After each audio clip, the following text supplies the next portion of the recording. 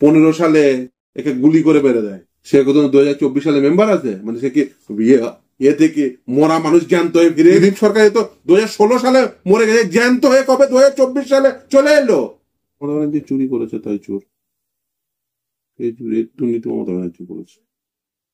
মমতা ব্যানার্জি তো এই দুর্নীতির মূল মাথা তো মমতা ব্যানার্জি, মাথা অন্য কেউ না, মমতা ব্যানার্জি। এই যে প্রাথমিকে সিলেকশন কারা করেছে, প্যানেল কারা তৈরি করেছে? কে তৈরি করতে পারে প্যানেল? বলুন, জিজ্ঞাসা করুন মমতা ব্যানার্জিকে যে প্রাথমিকের 2016 সালের প্যানেল কারা বানিয়েছে।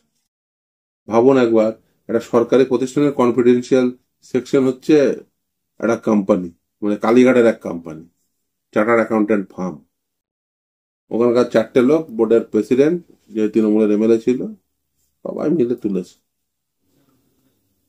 আপনি বলছেন প্রাইমারি মামলার দুর্নীতিটা আসলে কালীঘাট থেকে হয়েছে? অবভিয়াসলি কালীঘাটে chartered accountant farm, CA farm, যেটাকে বোর্ডের কনফিডেন্সিয়াল সেকশন। ভাবুন, সল্টলেকের বোর্ডের একটা সরকারি অফিসের কনফিডেন্সিয়াল সেকশন হচ্ছে কালীঘাটের একটা কোম্পানি।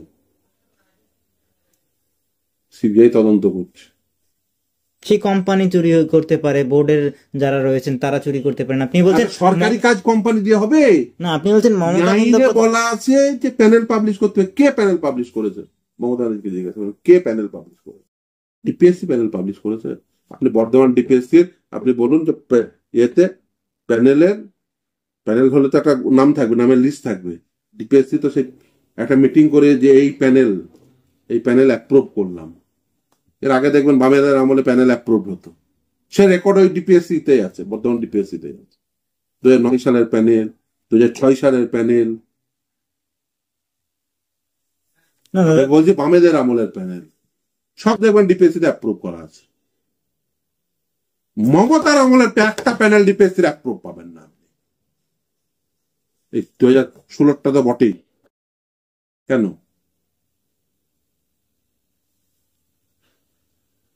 আপনি 2016 সালের প্যানেল বর্ধমান ডিপিএসসি অ্যাপ্রুভ করেছে মিটিং এ বসে, দেখান মমতার ক্ষমতা থেকে, দেখান যে ডিপিএসসি সমগ্র বডি মিটিং এ বসছে, প্যানেল অ্যাপ্রুভ হয়েছে, দেখা। আরে ডিপিএসসি মিটিং এ লাস্ট বসেছে 2015 সালে। ডিপিএসসি নেই,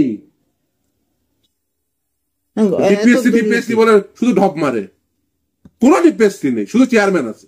ভোটে আসুন করবেন না। ফর্মে জেনজি চলে এলে না কি হয় উদাহরণ দেখছেন তো। জেনজিকে বেশি চ্যালেঞ্জ করতে যেন না।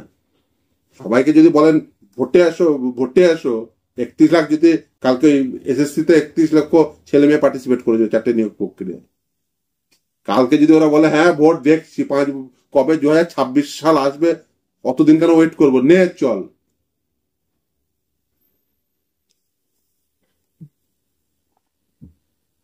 যে কালীঘাটের কোম্পানিকে দায়িত্ব দিয়েছিলেন প্রাথমিকের,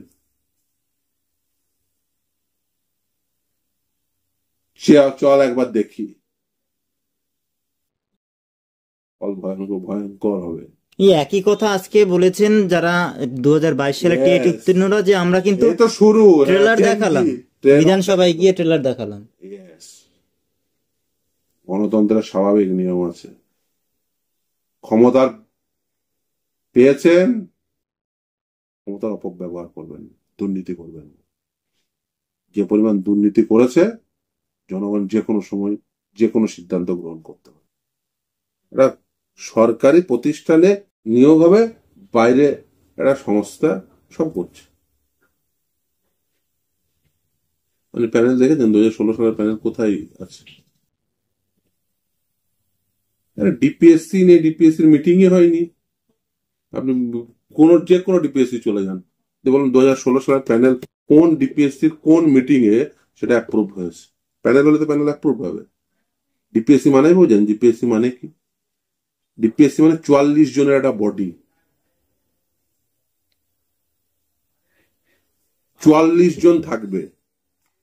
একটা মামলায়, এই বর্ধমানের ডিপিএসসির একটা মামলায় ঢপ মারতে এসে ধরা পড়ে গেছে আমার কাছে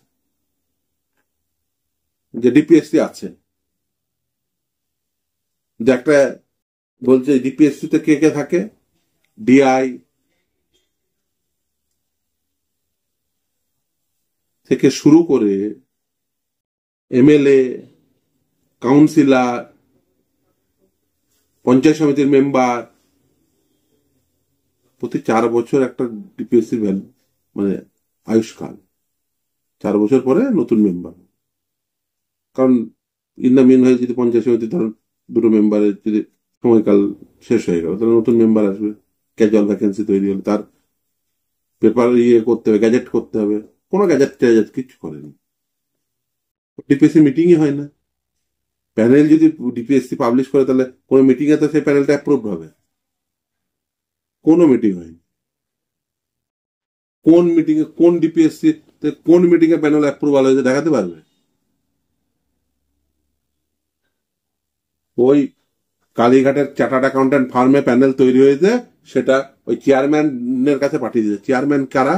বেশিরভাগ ক্ষেত্রে চেয়ারম্যান দেখবেন হয় তৃণমূলের এমএলএ, নাহলে তৃণমূলের নেতা, নাহলে তৃণমূলের শিক্ষক সেলের নেতা। দ্য লাস্ট মিটিং কবে কন্ডাক্ট হয়েছিল? 24/6/2015। মমতা ব্যানার্জি ঢপ মারলে হবে? এই বলতে গেলে তেলে বেগুনে জ্বলে যায়। আর ডিপিএসসি মানে কি? এসে ধরা পড়ে গেছে। এই 2011 সালের এই যে বিজ্ঞপ্তি, সেই বিজ্ঞপ্তি অনুযায়ী এরা মেম্বার থাকে। কারা কারা মেম্বার থাকে? চেয়ারম্যান, ডিআই থেকে শুরু করে district special officer, district social education officer, panchayat সমিতির মেম্বার, এরা সবাই হচ্ছে মিউনিসিপাল কাউন্সিলর, জেলা পরিষদের মেম্বার, প্রাইমারি টিচার্সদের মধ্যে ভোট হয়ে সেই প্রাইমারি টিচার্সরা মেম্বার, এমএলএরা মেম্বার। তো এই একটি মামলায় ও ধরা খেয়ে যায় আমার কাছে। ওই যে দিলীপ সরকার বলে একজনকে বলে, ও এখন মেম্বার হিসেবে কন্টিনিউ করছে। ও দিলীপ সরকার মেম্বার, আদালতে নথি দিয়েছে।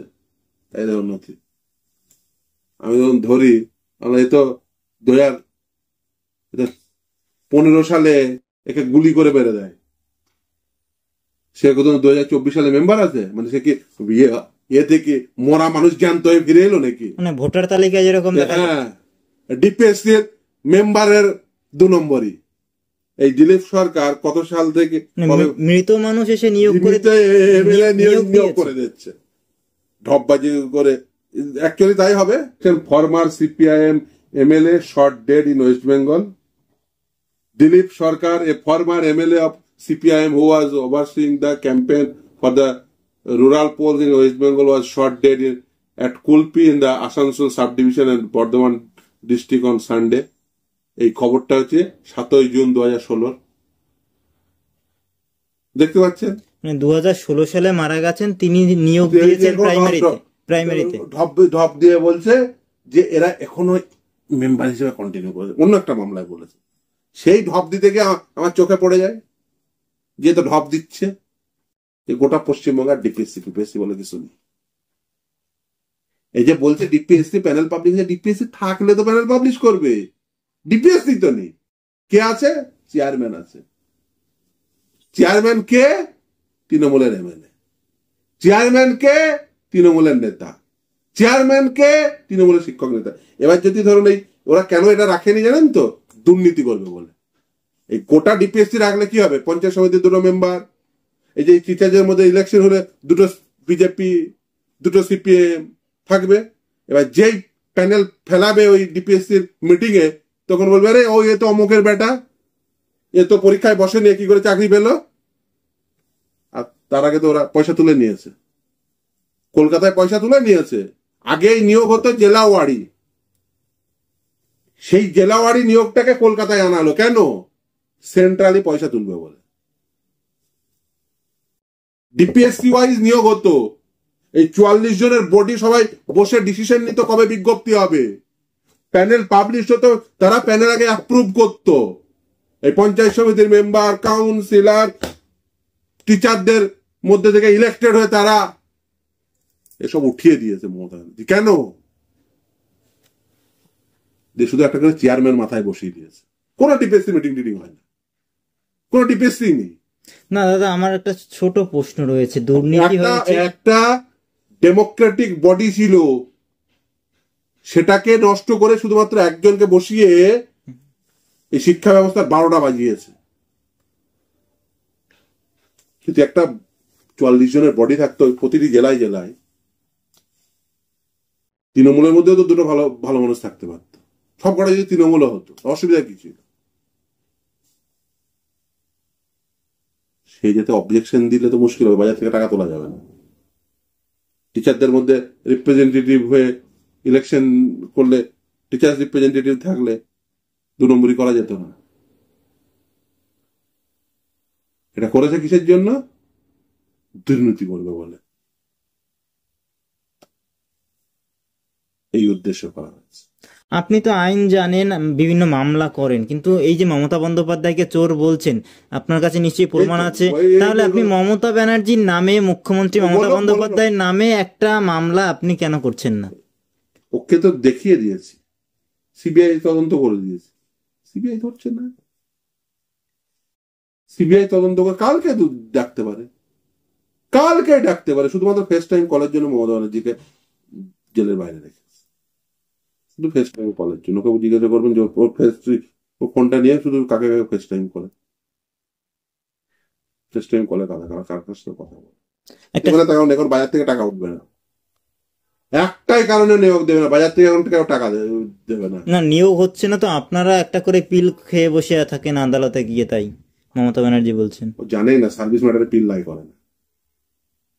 এই যে এসএসসি চাকরি বাতিল হয়েছিল, এটা পাবলিক ইন্টারেস্ট লিটিগেশন ছিল, জানেই না।